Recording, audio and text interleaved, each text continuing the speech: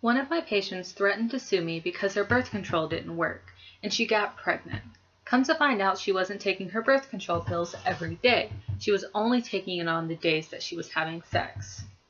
According to a Guttmacher Institute fact sheet, only 93% of teens learn about STIs, 84% learn about abstinence, and 0% learn about contraception.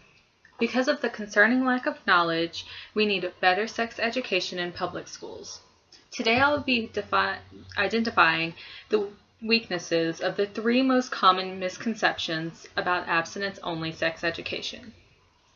The first misconception is that abstinence only teaches students that abstinence is the only 100% effective method to unwanted pregnancy.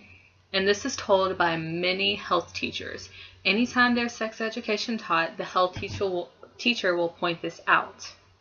And this is true, but it does not teach about all the other types of contraceptions that are like 98%, 99% effective.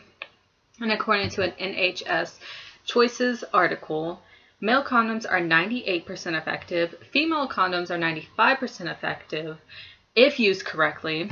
Birth control pills are more than 99% effective if you take them every day, and several other methods have been known to be 99% effective. And when I was in sex education, I was never taught about how to even use any of these or how to use them correctly. The subject was just never brought up. And when these students are uninformed, they're more likely to get pregnant or to get an STI because they don't know how to use it correctly. Another misconception is that abstinence only makes kids promise to not have sex until marriage. I found this while looking up a CNN study about why abstinence only is the best. And it makes kids promise, but it has been proven that students will still have sex even when they do promise. And within ACLU research that I found, kids with abstinence-only education are just as likely to have sex as kids who haven't had any kind of sex education.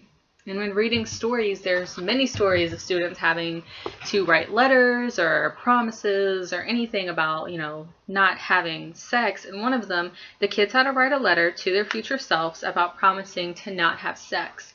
And every single one of those students threw away that letter before they even left the class. And our last misconception is that abstinence only teaches kids about STIs.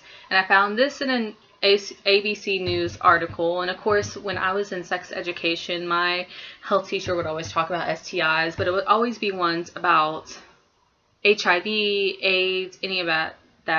It doesn't teach about the curable STIs, according to a University of California AIDS research.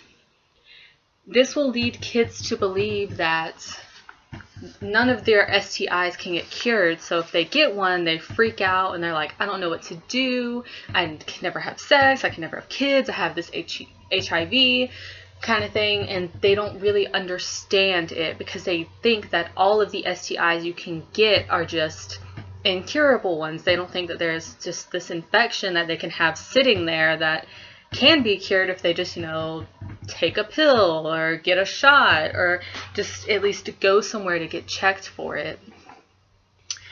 And so in conclusion, this is important because abstinence only does not teach effective contraception. It uses feeble tactics, and it does not teach proper STIs. And our future should not be so misinformed about this information.